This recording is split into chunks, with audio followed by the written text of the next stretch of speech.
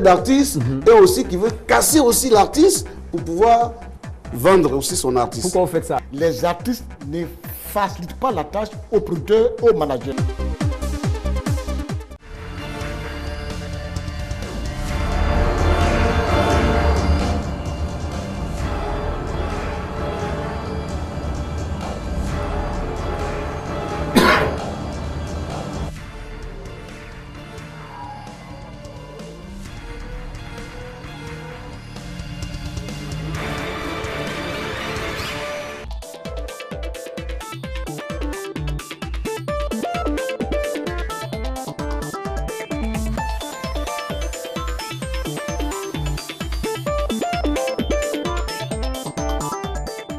Bonjour, merci d'être avec nous, madame, messieurs. Aujourd'hui, on va jouer la prolongation concernant le sujet, concernant le hip-hop en Afrique.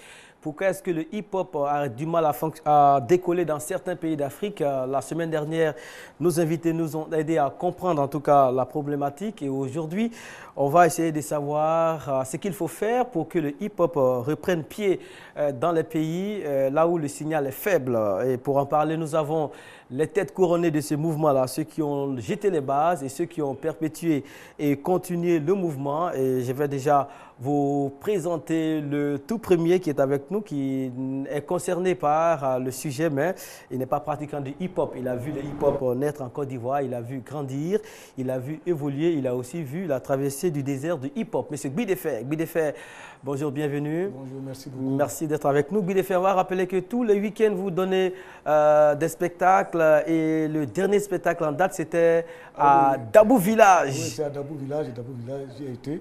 Dabou Village, c'est un jeune Charlie Parker. Charlie Parker. Et puis il y a un ami commun là chez moi, Ben Souk, le maire de Dabou, qui m'a fait appel et je suis parti là-bas. Puis bon, tout dernièrement, j'étais à l'anniversaire du grand frère de Mme Bidi, M. Kwazayatine, qui fait son anniversaire. Comme c'était un ami à moi, il m'a appelé, je suis venu à la maison à domicile. Je suis resté avec lui jusqu'à peut-être minuit. Hein. Trop de relations, Gbidefer. Oh, c'est des amis, c'est des amis. Ah, d'accord. Oui, mais l'âge que j'ai, mes amis ont 50 ans, 60 ans en fait, quoi. Donc, c'est une génération qui se retrouve. D'accord. En tout cas, on salue la population de Dabou, les Bélemans de Dabou qui adorent cette émission et surtout vos interventions. Merci. On salue aussi toutes ces personnes qui aident les artistes et surtout l'art à avancer ici en Côte d'Ivoire. En face de vous, nous avons deux représentants de hip-hop. On va commencer par la dame, Nash, la Go Krakra du Diassa. Ouais, elle est auteure de Gay dans Gay. C'est une nouvelle œuvre qu'elle est prête à lancer. La Go Krakra du Diassa, ça va très bien. Ouais, toujours bien fait ça. Merci d'être avec nous. Et est-ce que depuis la semaine dernière, les choses ont commencé à bouger dans les QG du hip-hop? Est-ce que le message est passé? Est-ce que vous sentez que les gens ont une envie de refaire monter en surface le hip-hop? Bien sûr, bien sûr. Comme je dis, les émissions ont repris avec Ozone, After Clash. On a eu des messages sur Facebook, des jeunes qui ont réagi par rapport à l'émission, qui ont donné leur point de vue.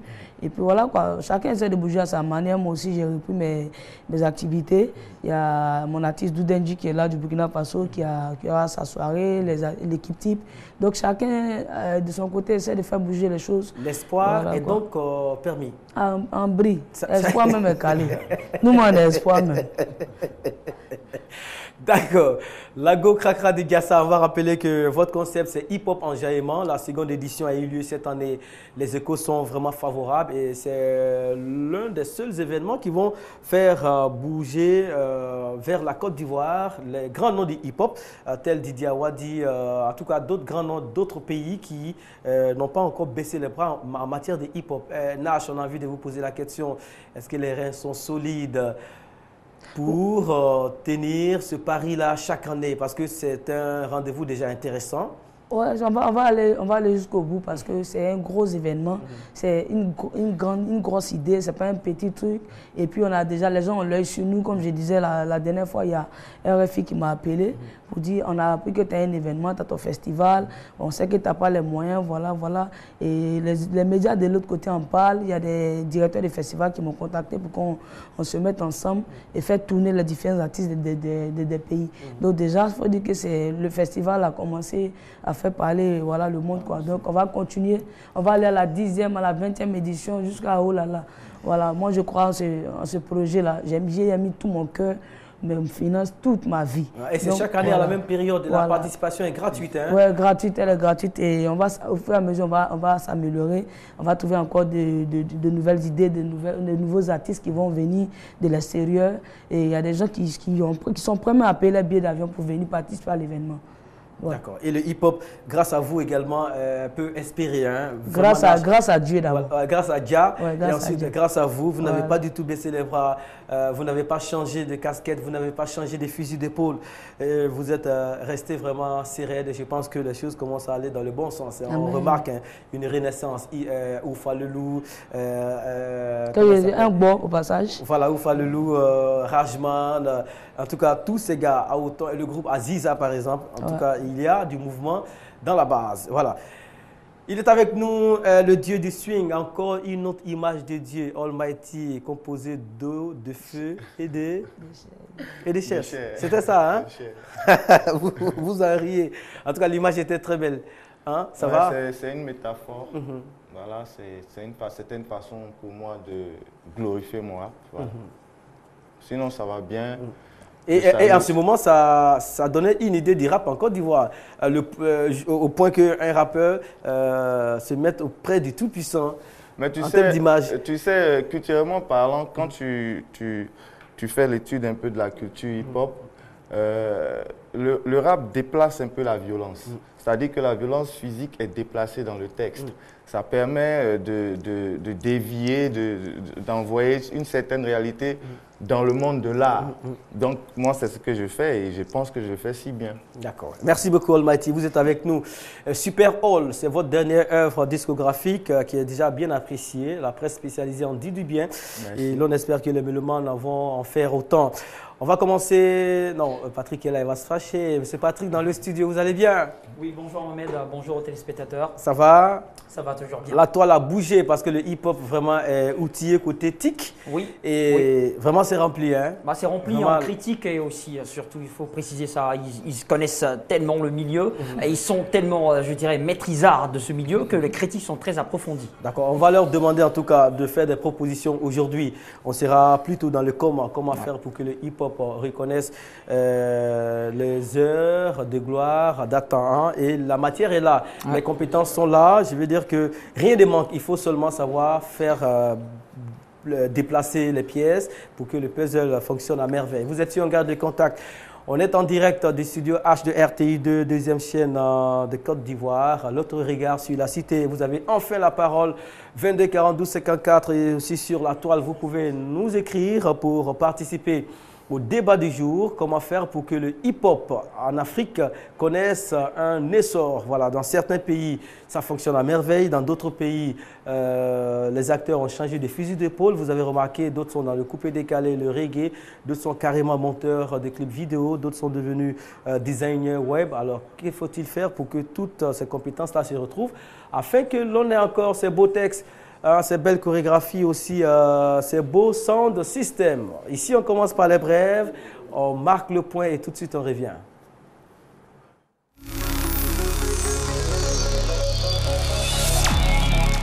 La nouvelle, vous la connaissez depuis le 5 décembre dernier. Nelson Mandela a quitté la terre des vivants et l'hommage officiel et international a eu lieu hier au Soccer Stadium du côté de Soweto. En tout cas, on a passé de longues heures et de longues tranches à parler de cet événement mondial. On vous passe ici un portrait d'un homme devenu par la force des choses l'homme le plus célèbre au monde. Et tout de suite, nos invités auront leur mot à dire sur la personne de Mandela, ses œuvres et sa carrière. L'image de Nelson Mandela vivant, le regard perdu déjà ailleurs. Depuis 1 an, les hospitalisations se succédaient. L'ancien président souffrait d'une infection pulmonaire, conséquence d'une tuberculose contractée en prison. Mais personne ne voulait le laisser partir, tant le vide qu'il laisse est immense, en Afrique du Sud et dans le reste du monde. Mandela était pour nous comme un carburant. Si quelqu'un comme Mandela est allé en prison pour mettre un terme à l'apartheid, eh bien, comment puis-je ne pas m'impliquer? Je pense qu'on peut le comparer à quelqu'un comme Jésus, c'est-à-dire une personne qui se sacrifie pour que vous puissiez vivre. C'est quelqu'un qui, en quelque sorte, a ouvert la porte pour nous faire comprendre à chacun d'entre nous que par nos actes, nous pouvons faire la différence. Faire la différence, Nelson Mandela l'a voulu dès son plus jeune âge. Dans l'Afrique du Sud des années 50, jeune avocat, il s'élève contre la ségrégation que la minorité blanche impose aux Noirs. Il rejoint alors l'ANC qui se convertit à la lutte armée. Pour moi, le changement majeur a eu lieu dans les années 50, lorsqu'il adopta la lutte armée plutôt que la lutte pacifique. Ce n'était pas forcément l'un ou l'autre, mais plutôt l'acceptation que la violence devait faire partie intégrante de la résistance à l'apartheid. Mandela est maintes fois arrêté, puis condamné à la prison à vie en 1964, un procès durant lequel il prononce ces phrases historiques. Mon idéal le plus cher a été celui d'une société libre et démocratique dans laquelle tous vivraient en harmonie avec des chances égales.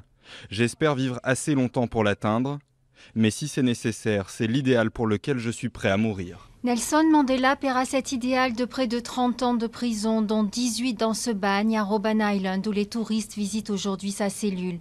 C'est de cette pièce nue qu'il continue à inspirer le combat de l'ANC pour l'abolition de l'apartheid. Il se plaignait toujours que le temps en prison était trop court. Tôt le matin, il se levait pour faire ses exercices, après il travaillait, puis revenait déjeuner, s'enfermait pendant 2 heures et ensuite étudiait. Soumise à une intense pression internationale, les autorités sud-africaines finissent par le libérer en 1990. Une immense foule en liesse l'acclame. Sans amertume, sans esprit de vengeance, dès le lendemain de sa libération, il tend la main aux Blancs. Les Blancs sont nos frères en Afrique du Sud. Et ce que nous voulons, c'est qu'ils se sentent en sécurité et qu'ils ressentent notre gratitude pour tout ce qu'ils ont fait pour le développement de ce pays. Une stratégie qui portera ses fruits. Couronné du prix Nobel de la paix, Nelson Mandela a été le premier président noir d'Afrique du Sud et celui qui a tenté de faire exister cette nation arc-en-ciel où noirs, blancs, indiens et métis apprennent à vivre en harmonie, avec toujours le même charisme et la même modestie. N'importe qui, ayant la même conscience politique que nous, aurait fait exactement la même chose que nous. Bien sûr, tous ces idéaux ne se sont pas réalisés. Son parti, l'ANC, est aujourd'hui très critiqué. Mais jusqu'à ce que la maladie le cloue chez lui, Madiba, comme le surnommaient affectueusement les Sud-Africains, n'a jamais cessé de se battre contre les fléaux de l'Afrique du Sud, la pauvreté et le sida. Et il restera pour son pays et pour le monde entier une icône de l'humanité et de la réconciliation. La nouvelle de sa mort a été annoncée le jeudi dernier aux alentours de 22h45 en temps universel par le président Jacob Zuma sur la télévision publique sud-africaine. Nelson Mandela est décédé à l'âge de 95 ans à son domicile de Johannesburg. Bidefer, de quel Mandela vous souviendrez-vous? C'est un grand monsieur, je vous dis. Et puis c'est un exemple quand même que nos chefs d'État doivent s'inspirer. Voilà un monsieur qui est rentré dans la politique par le coup de l'histoire. Un monsieur qui était un simple avocat, qui est parti défendre quelqu'un et qu'on a chassé de l'état d'audience, il s'est senti choqué. Il est rentré à l'ANC au même titre que les Steve Biko, tout et tout. Et ce monsieur, on l'a mis en prison, il a passé toute sa vie en prison. Il est sorti de la prison, il a eu un mandat présidentiel où il devait faire 2 mandats. Mais il dit, j'ai fait un seul mandat. Et il a pardonné tout le monde. Mais est-ce que les gens, nos chefs d'État, ont pu mesurer quand même l'ampleur, la grandeur de ce monsieur-là? Tous ceux qui font des discours pour dire Mandela, Mandela, est-ce qu'ils cherchent à lui rassembler? Pourquoi chercher à mener des gens à des tueries, à faire assassiner des gens pour un simple pouvoir? Regardez, mais c'est un grand homme qui est parti. Aujourd'hui, moi je regarde et je me dis, mais est-ce qu'on a encore dans ce monde-là un monsieur de la tente de Mandela où il va avoir un problème, on ira vers lui pour se plaindre? Parce qu'aujourd'hui, on est dirigé par des jeunes gens qui sont tous fougueux. La question se pose et le président américain Barack Obama l'a souligné aussi hier durant son discours. Beaucoup de personnes adorent parler de Mandela, mais appliquer son idéal s'avère un peu difficile. Almighty, en tant que rappeur, le combat est presque le même. Combat pour la justice, l'égalité, la paix, etc. le respect. Vous, à votre niveau, de quel Mandela vous souviendrez-vous? Mandela, le premier groupe musical qui a parlé de Mandela, qui a osé parler du combat de Mandela, est un groupe de rap. Aux États-Unis, ce groupe s'appelle Stasonic. On peut aller voir sur le net. Et donc, Mandela représente un symbole pour non seulement les Africains, mais pour le monde entier. de par l'attitude adoptée par ce monsieur qui a subi vraiment beaucoup de difficultés dans la société sud-africaine. Donc pour moi, Mandela, il a nourri aussi nos inspirations, comme Lumumba, comme plein de grandes personnalités comme ça sur la planète qui ont œuvré et qui continuent d'œuvrer aussi pour le vivre ensemble. D'accord. Et quelqu'un disait, Mandela peut mourir, ça va faire mal, mais ça va faire moins mal que la disparition de ses idéaux, de son combat. Il ne faut pas absolument abandonner. Il faut lutter pour la justice, l'égalité, pour l'éradication de la pauvreté, de certains fléaux et aussi de certains maux qui minent la société africaine, surtout concernant les démunis. Dash, vous êtes plus jeune, en 64, il est en prison, vous n'étiez pas né, il a régné, vous étiez encore jeune et tout ça, mais quand même, vous avez votre mot à dire. Les médias vous ont ramené beaucoup de choses, vos recherches aussi vous ont ramené beaucoup de choses concernant ce grand dirigeant. C'est clair. Il faut dire qu'on ne doit pas pleurer Mandela, on doit plutôt rendre gloire à Dieu parce qu'il a vécu, il a marqué son temps, il a marqué son histoire et tout homme a un passage sur terre, il doit marquer son histoire. Et moi je retiens de ce monsieur que c'est quelqu'un qui a une grandeur d'esprit, voilà, qui a prôné la paix, qui a mené son pays, qui a donné une autre image à son pays et c'est un exemple à suivre. Et c'est un exemple de combat, un exemple d'espoir. C'est un espoir pour les jeunes que nous sommes, pour la population. Donc moi je pense que c'est un gangaba. Comme on dit en nous ici, c'est un gangaba, c'est un moro krakra. Je vous prends un témoin, hein, le hip-hop voici, hein, il y a de l'unité d'essence, il y a... Oui. Est-ce que Nash là, elle peut faire dité encore? Je ne pense pas. Il y a tiré déjà le dité. Ah, il est en première classe, en dité. Il est vanillé déjà. J'étais en train de dire, hein, dans le monde du hip-hop, il y a de la connaissance, vous le constatez en même temps que nous. Hein, il y a de la production d'unités d'essence, il y a de l'intelligence et la preuve est là. Hein, nous parcourons les points marquants de l'actualité avant de nous intéresser au sujet du jour. En tout cas, on est très heureux d'être avec vous. N'oubliez surtout pas comment faire pour que le hip-hop retrouve les rails dans certains pays là où le signal est devenu faible. 22 42 54 et aussi sur Facebook, vous pourrez intervenir. Fatou Koulibaly, qui est aux commandes de toutes choses, va nous emmener quelques images des 20 ans de Top Visage. Voilà, les 20 ans de Top Visage, un journal qui a résisté au temps. Ils ont été les premiers à lancer ce concept de presse people ici en Côte d'Ivoire. Certaines presses sont rentrées dans l'affaire par imitation et sont sorties du système, mais Top Visage tient la route, Bidéfer. Non, moi j'ai vu bien Top Visage commencer avec les Rikoussa. J'ai parlé souvent les trouver au plateau là-bas. Et puis après, ils ont déménagé. Mais il faut dire qu'ils ont tenu. Oui, oui. Et c'était une grande première de voir un journal people comme ça dans le paysage culturel ivoirien. Nous, on ne savait pas, c'est eux qui ont commencé. Et je dis, ils ont tenu. Et aujourd'hui, tient la route. Je dis, et puis de parler professionnalisme, vraiment félicitations. Est-ce que leur longévité et aussi la respectabilité dont ils bénéficient dépend du fait qu'ils ont une façon particulière de traiter l'info parce qu'ils rentrent moins dans les scandales? Est-ce que c'est ça qui explique ça? Oui, moi je crois. Et puis souvent, ils aiment souvent aller à l'information. Moi je me rappelle un jour, il y a Eric Ossa qui devait faire un article sur moi, mais il est venu jusqu'à la maison me poser des questions. Que voilà ce qu'on a dit, et j'ai répondu. Non, avec Top Visage, tout ce qui s'écrit, il vérifie toujours.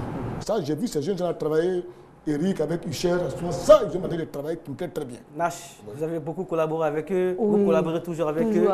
Un mot, 20 ans je devais être Top même à l'anniversaire, mais j'ai été contacté un peu tard, donc j'étais dans... Voilà, je m'excuse, il profite de m'excuser au passage. Vraiment, ce sont des gens qui ont contribué à mon évolution, qui ont participé à ma carrière. Parce que j'ai beaucoup collaboré avec la VMS, Steffi Joyce, avec Tepson Dro, avec Isayo, tout le bon. C'est des gars qui ont vraiment, comme il a dit, ils sont concrets. Quand ils font une interview avec toi, ils te montrent même, voilà ce qu'on a écrit. C'est juste, il n'y a pas de problème. C'est-à-dire, après, tu ne verras pas autre chose. Ce qui est écrit, c'est ce que tu as dit. Et moi, je n'ai jamais eu de soucis. Même souvent, quand on disait les choses, je vois, et même quand ils mettent les titres, mais c'est quoi le titre? Quand tu vois ce qui a été écrit dessus, dedans, c'est ce qu'ils ont relaté, ce que tu as dit. Donc, moi, c'est vraiment des gars encouragés, c'est des gens à bénir même. C'est-à-dire, on doit prier pour eux, pour qu'ils aient longue vie encore. Toujours à la clé Dieu. Elle commence son argumentaire à la clé Dieu. Dieu. D'accord. Pour terminer, Almighty vient dans ton visage. 20 ans, ton visage, franchement, c'est un plaisir de vivre ça, d'être là et de constater que le journal est encore là. Et c'est un journal qui nous a vu grandir, hein, qui occupe, on va dire, la majeure partie de nos pages dans nos pressbooks. Hein. Donc, quand tu passes pas sur ton visage, tu n'es pas à l'aise parce que c'est quand même une référence dans le monde du journalisme. Donc, big up, je salue aussi Stéphie, Patrick Bouy et toute l'équipe de Top Visage. La suite, Fatou, en image, sur votre petit écran, vous allez apercevoir une beauté. Voilà, Bamba Missara, elle est là parce que cette année, presque son année, hein, elle a été meilleur espoir féminin du côté de Abidjan Festival, au Poro Music Award. Elle est sortie des Startonais, vous le savez, et elle est sollicitée pour pas mal de campagnes de sensibilisation, campagne contre le travail des enfants, une campagne pour le recensement général de la population. Et la nouveauté avec elle, c'est l'Académie du coupé décalé. Elle va nous expliquer de quoi il s'agit. Bamba, bonjour, bienvenue. Merci Mohamed. Voilà, on est très heureux de vous avoir parce que cette année, tout brille autour de vous, tout tourne et dans le bon sens. Ça, c'est une grâce. Ouais, on va dire merci à Dieu pour ça. Et vous êtes même pressenti pour le Massa cette année. Ça, c'est après les recherches. Je ne sais pas si vous pouvez confirmer ça. Bon, là, je ne confirme pas encore. Tout est dans la main de Dieu. On attend le résultat final. D'accord. Voilà. Bon, donc, c'est une affaire à suivre. Le travail paye. Alors, l'Académie du coupé décalé, de quoi s'agit-il? Bon, voilà, il y a une structure qui a contacté Bamba Missara pour associer son image à l'Académie du coupé décalé. Voilà, l'Académie du coupé décalé, c'est censé tendre la main à toute la jeunesse ivoirienne qui veut s'adonner vraiment à ce genre musical. Mais on va vraiment porter l'accent sur le live. Le live. Voilà, le live. Alors, comment ça va se pratiquer? Il s'agit d'artistes confirmés ou est-ce qu'il s'agit d'artistes qui n'ont pas encore d'œuvre sur le marché et qui doivent rentrer dans la musique par la porte du live? Voilà, en fait, c'est recruter tous ceux qui ne sont pas connus, les artistes en herbe, je vais dire. Voilà, on va faire des présélections. On va retenir, je crois, 20 candidats. Ils seront dans une grande villa et tout leur quotidien sera filmé. Chaque week-end, on aura droit à un prime auquel ils vont participer à cela tout en live. Voilà. Et c'est vous qui animez tout ça? On va dire par la grâce de Dieu, avec l'aide de Mohamed, qui va essayer de me coacher un peu pour que je sois vraiment à la hauteur de ce défi. Il va falloir l'autorisation de Fatou, de Keita Sidiki, Touré Sanga. Voilà, il y a beaucoup de papiers à signer. Je prends la bénédiction de tout le monde avant de partir. D'accord, ok. Donc, ça va commencer quand pour finir quand? Bon, on démarre normalement dans le mois de janvier. Là, on est en pleine présélection. On démarre en janvier. Et une émission télé, donc en forme de télé-réalité, on va sortir la bonne graine. Une émission de télé-réalité, voilà, et puis bon. D'accord. Alors, qui peut participer à ça et c'est à partir de quel moment on peut commencer à postuler? Ben, les inscriptions ont déjà commencé. Là, on est assaillis de partout, mais le calendrier est toujours ouvert et on peut appeler toujours pour s'inscrire. Tu aimes la musique ivoirienne, tu aimes particulièrement le coupé décalé, viens t'inscrire et tu seras coaché par des artistes reconnus ici en Côte d'Ivoire par le coupé décalé. Oh, on s'était dit qu'avec le coupé décalé, tout marchait déjà. On plaide pour le hip-hop. Là, vous venez ajouter une couche avec l'académie. Ça, c'est fort. On va dire que c'est la musique ivoirienne qui gagne. Il vaut mieux tendre la main à la jeunesse que de les laisser se promener partout dans tous les maquis à ne rien faire. Voilà, moi, c'est vrai que j'ai été révélée à une émission de télé-réalité. Arafat, Claire Bailly n'ont pas eu la chance, mais c'est des gars qui ont grouillé pour se faire une place au soleil. Donc, on veut vraiment tendre la main à tout le monde.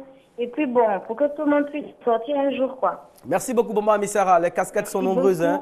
Voilà, vous êtes à la tête du collectif des artistes pour la réconciliation, primé cette année à Abidjan Festival, pressenti pour le Massa, pas mal de campagnes de sensibilisation. Et à présent, une production télé qui vous fait appel, en tout cas. Félicitations. On va dire merci à Dieu et ça ne fait que commencer avec la bénédiction des parents. Ça ira, surtout que la dernière production se baptise Douaoudin, enfant des bénédictions. Merci Bamba Missara, excellente journée. Merci beaucoup, au revoir. Bien fait, le coupé décalé va commencer à mettre du live dans l'affaire, c'est-à-dire à la source. C'est une très bonne chose. Ce que nous demandons, c'est des jeunes gens qui font cette musique-là et vivent de cette musique.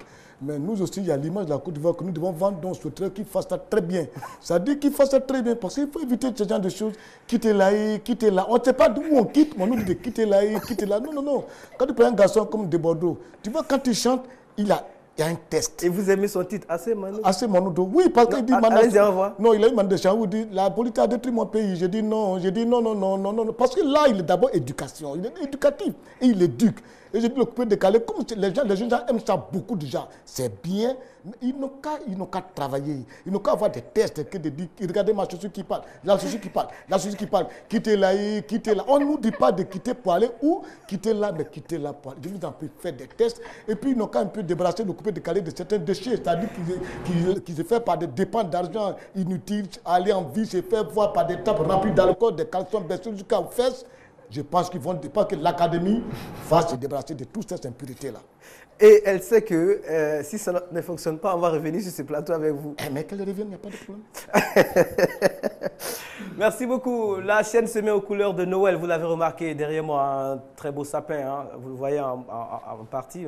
Voilà, le sapin est très beau. Et à l'image de ces sapins-là, des émissions se sont mises aux couleurs de Noël, dont Musique Actu. En tout cas, dans les semaines à venir, vous allez avoir de la couleur dans cette production qui fait tourner l'actualité musicale ici en Côte d'Ivoire. Voici le teaser. Musique Actu vous réserve le meilleur. Nous sommes à 2 doigts de la fête de Noël. C'est pour cette raison qu'on va vous souhaiter joyeux Noël. Clip.